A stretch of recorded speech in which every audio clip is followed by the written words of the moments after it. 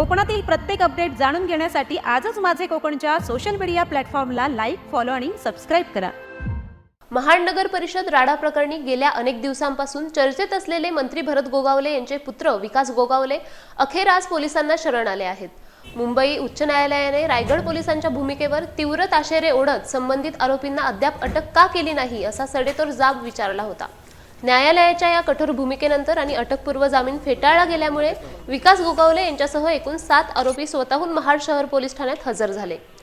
मंत्री भरत गोगावले यांनी यापूर्वीच माध्यमांशी बोलताना स्पष्ट केले होते की कायदेशीर दिलासा न मिळाल्यास विकास पोलिसांसमोर हजर होईल।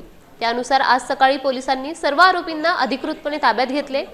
वैद्यकीय तपासणीसाठी या सर्वांना महाडच्या ग्रामीण रुग्णालयात नेण्यात आले आहे। या हाय प्रोफाईल अटकेमुळे रायगडच्या राजकीय वर्तुळात मोठी खळबळ उडाली असून शहरात पोलिसांचा कडक बंदोबस्त तैनात करण्यात आला आहे। आता या प्रकरणाचा पुढील तपास पोलीस करत आहेत। महाड शहरामध्ये भांडण मारामारीच्या संदर्भामध्ये जे 2 गुन्हे महाड शहर पोलीस स्टेशनला दाखल झालेले होते, त्याच्यापैकी गुन्हा रजिस्टर नंबर 179 जो होता, त्या 179 मधल्या 8 आरोपींनी आज आत्मसमर्पण केलेलं आहे।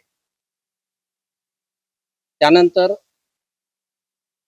पुढची कायदेशीर प्रक्रिया चालू आहे, पुढचा तपास चालू आहे। आरोपींकडे जो तपास करणं आवश्यक आहे त्या बाबी पोलीस करत आहेत। त्या आरोपींची नावं मी आपल्याला सांगतो।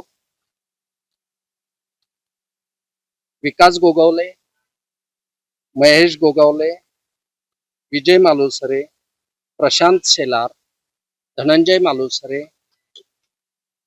वैभव मालुसरे, सूरज मालुसरे आणि सिद्धेश शेठ अशा 8 जणांनी आत्मसमर्पण केलेलं आहे। या गुन्ह्यामध्ये पोलीस त्यांचा पुढचा तपास करत आहेत। पुढची प्रक्रिया चालू आहे।